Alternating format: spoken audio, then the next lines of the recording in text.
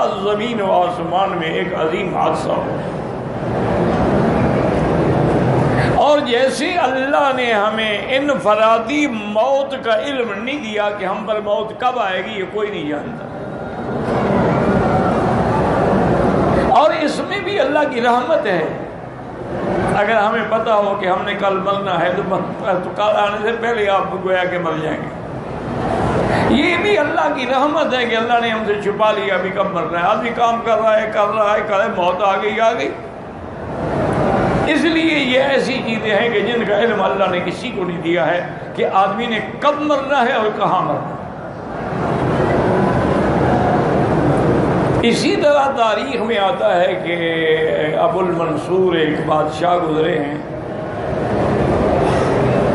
انہوں نے خواب میں زیارت کی حضرت اسرائیل علیہ السلام جو ملک الموت.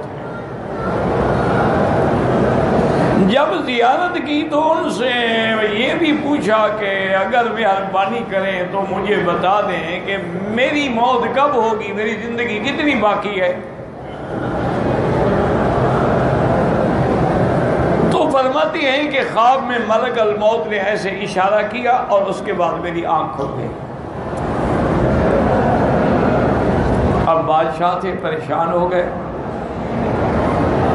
انہوں نے بلایا اپنے مولویوں کو، اپنے لوگوں کو بلایا. انہوں نے اب دنیا میں یہ تاریخ ہے کہ ہمیشہ مولوی ہر قسم کے ہوتے ہیں، علماء حق بھی ہوتے ہیں، علماء سو بھی ہوتے ہیں. یہ ساری زندگی کی بات ہے، تمام ادوار کی بات ہے، ہر دور میں ایسا ہوتا ہے.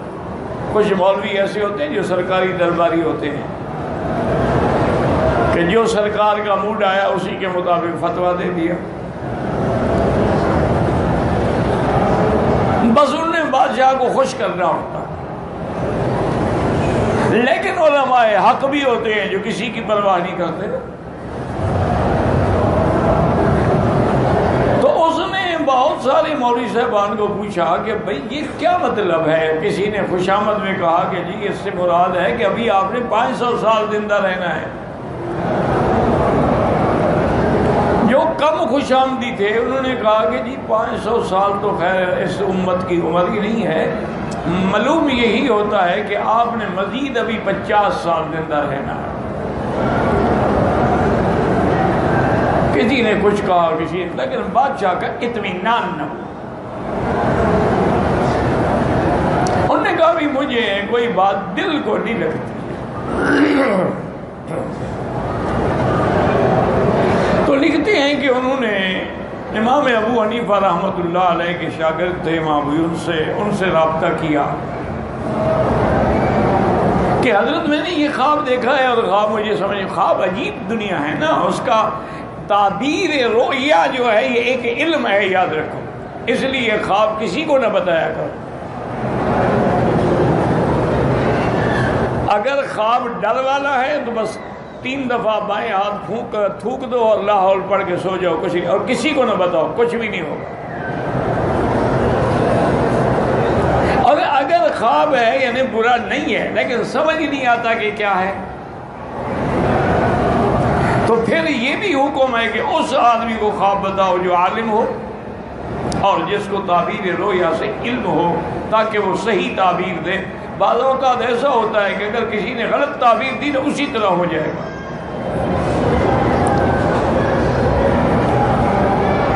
باقاعدہ یہ حدیث میں موجود ہے کہ الرؤیا علی رجل طائر، خواب ایسے ہوتا ہے کہ جیسے پرندے کے پاؤں پہ کوئی دانہ رکھا ہو، اڑے گا تو وہ گر جائے گا. تو اس لیے اگر کسی غلط آدمی کو بتائیں گے تو وہ غلط تعبیر دے گا تو کبھی ہو سکتا ہے کہ ایسے ہو جائے. انبیاء علیہم الصلاۃ والتسلیم میں اللہ نے یہ علم جو ہے حضرت یوسف علیہ السلام کو دیا تھا،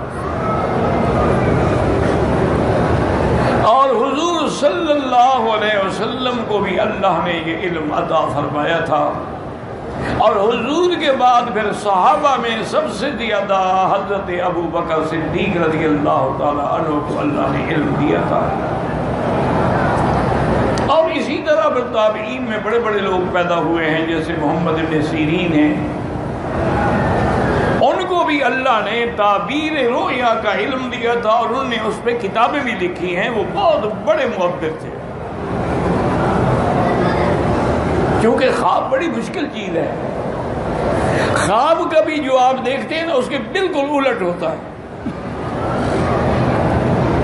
اور کبھی خواب بالکل اسی طرح ہوتا ہے جیسے آپ دیکھتے ہیں۔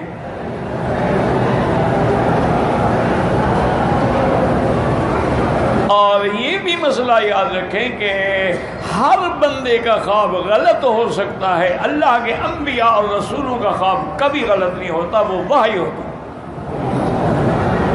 اگر پیغمبر خواب دیکھے تو خواب نہیں، وحی ہے۔ اسی لیے جب حضرت ابراہیم علیہ السلام نے اپنا خواب اپنے بیٹے کو سنایا، یا بنی انی ارا فی المنام انی اذبح، بیٹے مجھے خواب میں دکھلایا گیا ہے کہ میں تمہیں ذبح کر رہا ہوں، فانظر ماذا ترى، تم بھی غور کر کے جواب دو کہ اب تمہارا کیا منشا ہے۔ تو حضرت اسماعیل علیہ السلام بھی دیکھیں کیسے عجیب جواب دیا، کہا کہ قال یا ابت افعل ما تؤمر، ابا جان آپ وہی کریں جس کا آپ کو حکم دیا گیا ہے۔ اسماعیل علیہ السلام نے اشارہ کیا کہ تو خواب نبی کا خواب ہے، تو اللہ کا حکم ہے۔ باقی ذبح ہونا آسان نہیں ہوتا، ستجدنی انشاء اللہ من الصابرین،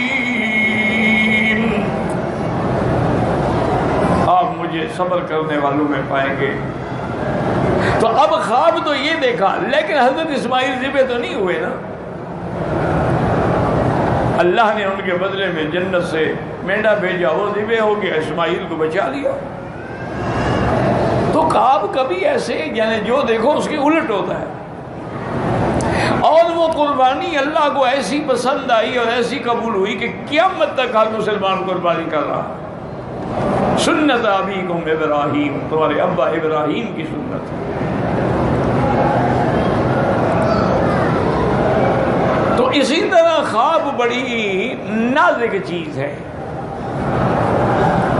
اور یاد رکھیں کہ خواب جو ہیں اس کے بھی قسمیں ہوتی ہیں۔ بعض خواب جو ہیں وہ تو احلام ہوتے ہیں، کیا معنی، سارا دن جس کام میں لگے رہے وہی رات کو بھی اسی کے خیالات میں کھو گیا۔ اور ایک خواب جو ہیں وہ شیطانی ہوتے ہیں کہ شیطان مختلف انداز میں ڈراتا ہے، کیونکہ شیطان جو ہے نا یہ کئی قسم ہوتے ہیں، کبھی ہوا کی شکل میں ہوتے ہیں، کبھی سانپوں کی شکل میں ہوتے ہیں، کبھی انسانوں کی شکل میں ہوتے ہیں، اور ایک خواب ہوتے ہیں رحمانی جو اللہ کی طرف سے دل میں ڈالے جاتے ہیں۔ تو اس لیے محدثین نے اور علماء نے لکھا ہے کہ اگر آدمی باوضو سوئے، بستر بھی پاک ہو، خود بھی وضو کے ساتھ سوئے، اور صبح صادق کے وقت میں جو خواب دیکھے وہ تقریباً سچا ہوتا ہے، کیونکہ وہ رحمت کی گھڑی کا وقت ہے۔ اس وقت جو خواب دیکھے وہ تقریباً یعنی سچا ہو۔ محمد ابن سیرین رحمت اللہ علیہ کی خدمت میں ایک آدمی آیا، اس نے کہا حضرت میں نے خواب دیکھا ہے کہ میرے چارپائی کے نیچے ایک بہت بڑا لگن ہے، اور اس میں آگ کے انگارے جو ہیں ایسے دہک رہے ہیں۔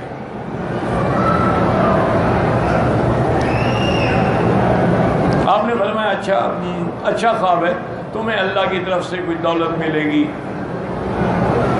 اللہ کی طرف سے تمہیں دولت ملے گی، وہ ہیرے جواہرات کی شکل میں بھی ہو سکتی ہے۔ چلا گیا۔ پھر کچھ عرصے کے بعد ایک اور آدمی آیا، اس نے بھی وہی خواب بتایا کہ حضرت میں نے خواب دیکھا ہے کہ میری چارپائی کے نیچے ایک بڑا لگن ہے اور اس میں انگارے دہک رہے ہیں۔ آپ نے فرمایا تمہارے گھر کو آگ لگی ہے، جلدی جاؤ۔ تو شاگردوں نے کہا کہ حضرت آپ بھی بادشاہ ہیں، کسی کو بتاتے ہیں دولت ملے گی، اس غریب کو بتایا تیرے گھر کو آگ لگ جائے گی۔ انہوں نے کہا اللہ کے بندے میں نے نہیں بتایا، تعبیر بندی ایسی تھی۔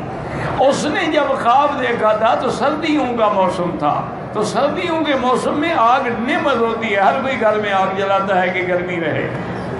اس نے جو خواب دیکھا یہ گرمیوں کا موسم ہے، گرمیوں کا موسم میں تو آگ عذاب ہوتی ہے، میں نے کوئی غلط تعبیر تو نہیں دی۔ تو یہ ایک علم ہے، علم تعبیر الرؤیا۔ اور یہ بھی یاد رکھیں کہ اگر کسی کو یہ علم نہ ہو تو وہ کوئی خواب کچھ بتا دے کہ بھائی میں تعبیر نہیں جانتا، کسی اور عالم سے پوچھیں۔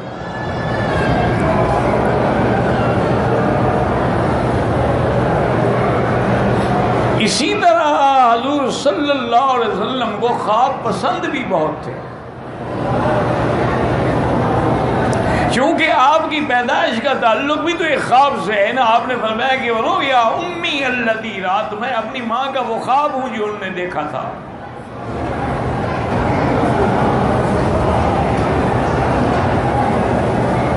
اور اسی طرح حضور فجر کی نماز کے بعد جب بیٹھتے تو صحابہ سے پوچھتے بھی ہر رات رویا اللہ، کسی نے خواب دیکھا ہے؟ جس نے دیکھا وہ آگے آ جائیں۔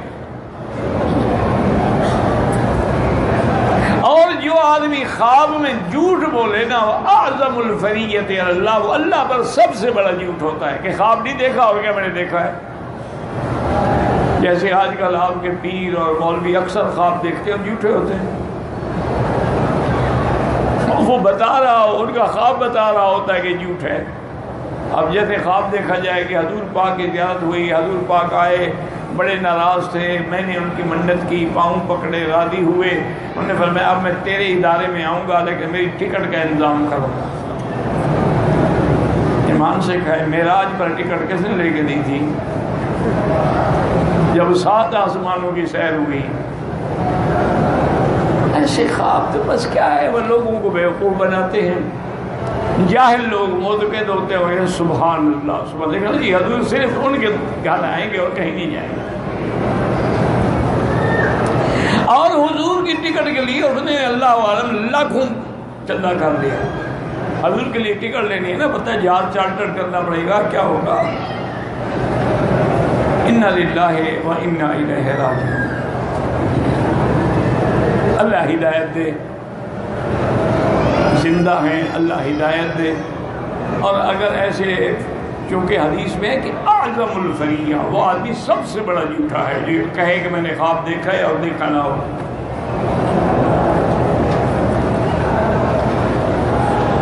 اسی طرح سیدہ عائشہ صدیقہ رضی اللہ عنہا نے بھی خواب دیکھا اور اپنے ابے کی خدمت میں عرض کیا کہ ابا جان میں نے آج رات بڑا عجیب خواب دیکھا ہے کہ آسمان کا چاند اترا اور میرے حجرے میں آ کے غائب ہو گیا،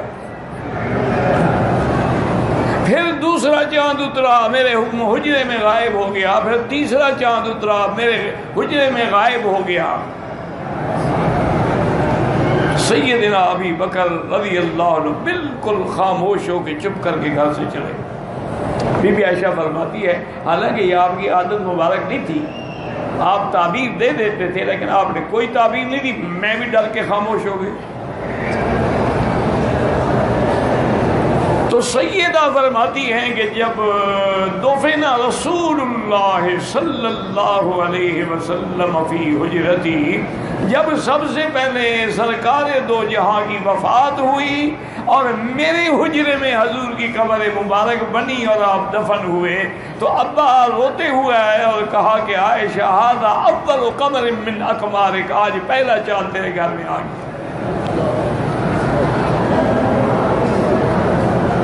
پھر حضرت ابو بکر بھی وہیں دفن ہوئے، حضرت عمر بھی وہیں دفن ہوئے، تو تینوں چاند جو تھے جمع ہو گئے۔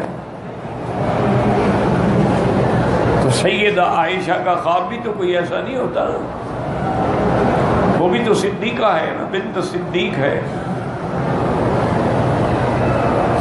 تو اب جناب بادشاہ نے بلایا کہ حضرت میں نے یہ خواب دیکھا ہے، کہ میں نے اسرائیل علیہ السلام، انہوں نے کہا میں ملک الموت ہوں، میں نے کہا یار ملک الموت ہو تو تمہارے پاس ریکارڈ ہوگا نا، میری کتنی زندگی باقی ہے؟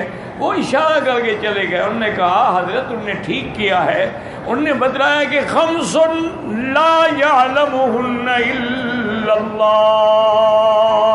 حضور کی حدیث ہے کہ یہ 5 چیزیں ہیں جن کا علم اللہ کے سوا کسی کو نہیں. ان اللہ عندہ علم الساعہ وَيُنَزِّلُ الْغَيْثَ وَيَعْلَمُ مَا فِي الْأَرْحَامِ وَمَا تَدْرِي نَفْسٌ مَاذَا تَكْسِبُ غَدًا وَمَا تَدْرِي نَفْسٌ بِأَيِّ أَرْضٍ تَمُوتُ.